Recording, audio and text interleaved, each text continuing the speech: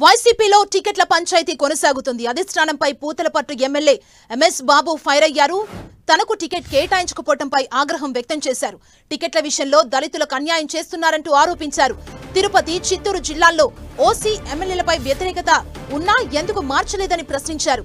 జగన్ చెప్పిందే చేశా, గడప గడపకు తిరిగా, ఇప్పుడు తన పనితీరు బాగోలేదంటున్నారని ఫైర్ అయ్యారు ఎమ్మెల్యే ఎంఎస్ బాబు.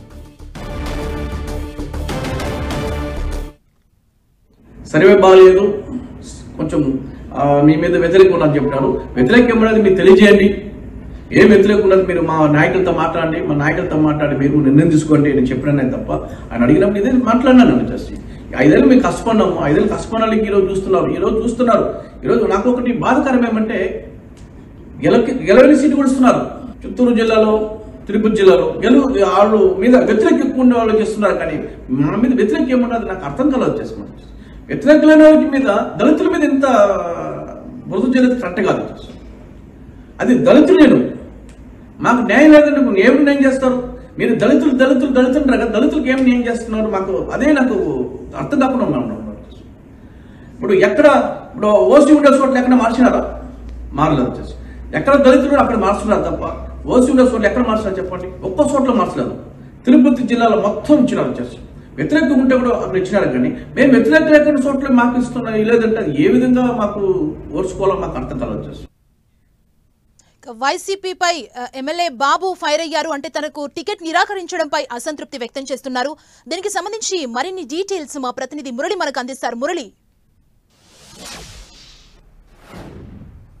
సుమా, అంటే మొత్తంగా పూతలపట్టు ఎమ్మెల్యే ఎంఎస్ బాబు వైసీపీ సర్కార్ని అత్యంత ఇరుకును పెట్టేలా మాట్లాడారని చెప్పక తప్పదు.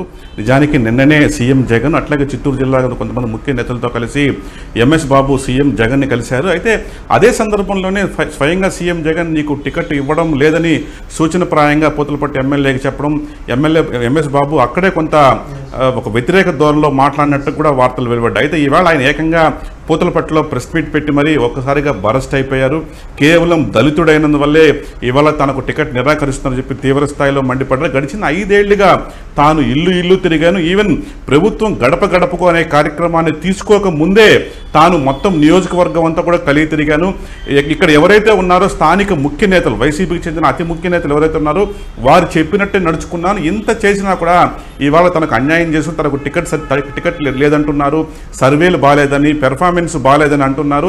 అసలు ఎవరు సర్వే చేశారు? ఈవెన్ ఐపాక్ టీమ్ సర్వే అదొక సర్వేనా?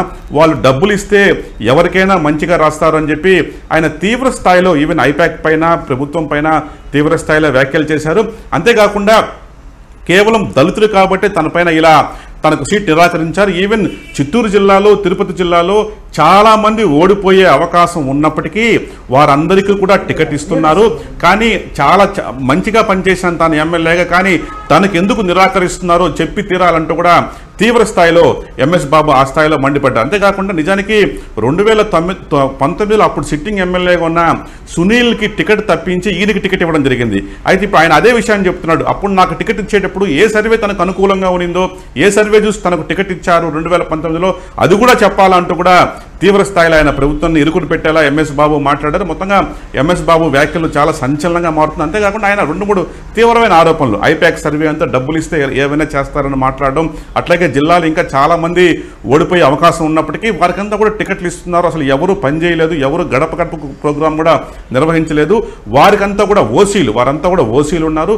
ఆ ఓసీలకి మాత్రం టికెట్ ఇస్తున్నారు. కానీ దళితుడైన తనకు మాత్రం ఎందుకు నిరాకరిస్తున్నారో ఈ ప్రభుత్వం చెప్పి తీరాలంటూ కూడా ఎంఎస్ బాబు చాలా తీవ్రంగా మాట్లాడారు.